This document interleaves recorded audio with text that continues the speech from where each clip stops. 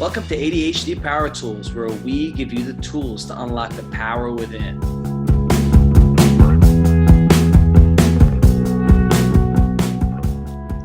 Hello, Brooke. Today, I want to ask you and talk to you about digital distraction.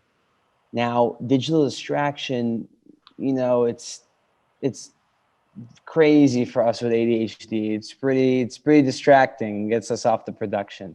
Now, I want to ask you, how can we stay away from digital distraction and stay productive and relaxed and consistent with our day-to-day operations? Yeah, digital distractions everywhere. And, I was just watching a podcast the other day. It's like, even if you don't have ADHD, you can be distracted digitally because everything is electronic. But especially with the vote and the election, I mean, how many text messages have you gotten from spam? Oh goodness. Right? Oh goodness. I've gotten like 5 today, like 20 last week. It is insane. Yep. Never in my life. So yeah, the notifications are going on and off 24/7. It's distracting. It's wild. I teach a lot of my clients about the app Forest to turn off some of their social media apps. Also, there are so many apps that you don't use that you probably have on your smartphone that you're getting notifications from. So when I first start with a lot of clients who are distracted by their phone or their computers, I have them go through their settings and take off a lot of the notifications that pop up, because you don't even know how many just, we're so used to looking at our phone light up or vibrate or ding. Yeah, so it's everywhere. And every time you do that, it takes you away from whatever you're doing. And sometimes it could take 10 minutes, up to 10 minutes to get back mentally focused onto the task that you're on. So say we all have the same 24 hours in a day, but if you're getting distracted by these pop-ups and it's taking you away from your task, and you're then trying to refocus your time back onto what's your priority and what's important, it's tough. And I agree.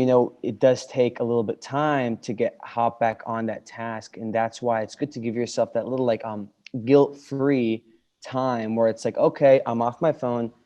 Now let's have some guilt-free. Let's relax a little bit. Then we'll hop on. You don't have to go right away into it. Take some time, and even maybe just chill on your phone for a bit. That little 10 minutes, chill on your phone, accept the fact that you have been distracted for a while, and then go back onto your productive tasks. And you do bring up a great point with putting the notifications off. For my iPhone, it goes off all the time when I'm studying, because I'm a college student trying to get into medical school. So my classes are a bit rigorous, and I got to be sitting down and studying for hours.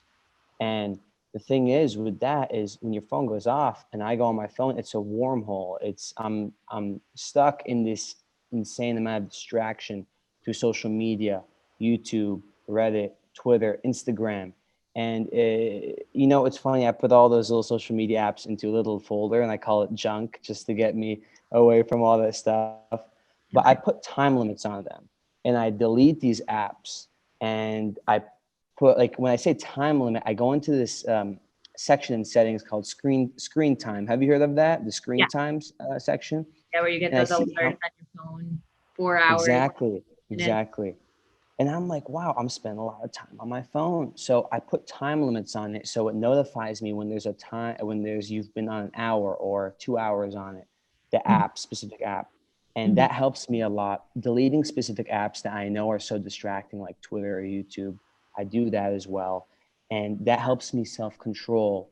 And it goes for video games and your laptop, not only your phone, but digital distraction in general. Those are some of the cool tools I use. And notifications, do not disturb, putting your downtime on your iPhone, things like that. Yeah. And we're just so influenced also by what pops up, right? Like, every time a question's asked or a thought is provoking, do you sit there and think about it, or do you look at your phone and try to find the answer, right? Another digital distraction, media just hitting you with information all tab after tab, long. Yeah. Link after link. Yep.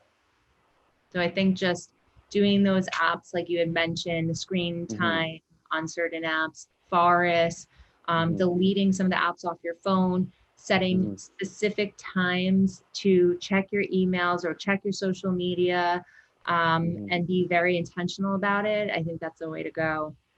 Yeah, and you can be productive with these distracting apps too at the same time. It's like these little phones we have are kind of mini computers in our pocket. We can do a lot of productive stuff with them and try to, transmute that distracting stuff into a more productive thing. You bring up Forest app. What is that? What is that, like an application? What's the Forest app? The Forest app, it builds trees on a forest if you don't hop onto certain social media apps.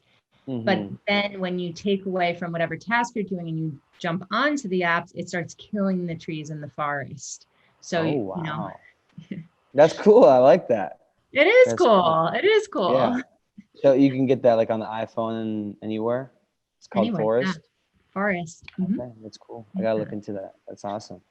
But yeah, the digital distraction, setting specific times, you gotta kind of force yourself and limit yourself to stay away because it's so stimulating. Social media is so stimulating, and you can sit there for hours and hours and hours and kind of forget and become blind to time, Yeah, that time blindness. And for people with ADHD, it's that just dopamine kick, every time a notification goes off, boom, the dopamine hits. But that's why so many of us just love to sit there and like wait for it. And even if a text doesn't come through, and even if a social media alert doesn't come through, or an email alert doesn't come through, we're sitting here scrolling. Did anything come in? Did anything come in? Remember the days? I don't know if you do, but I remember the days when these phones were not around. And I remember when they first came around, I said, I'm never going to have one of these because it's just too stimulating and there's too much distraction. It's taking me away. And now you can't live without it. Exactly. It's another entity of our body basically. And we can't live without it, just like you said. And, I wasn't, I'm not that old, but I'm not saying anything, but I got my first BlackBerry in 8th grade.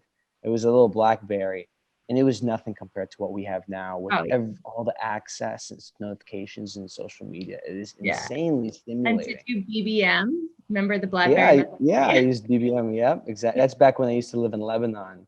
I used BBM. Wow. Yeah, and the internet, data wasn't that fast over there either. So I kind of saw that side of not really using a lot of phones and all that. And I like it.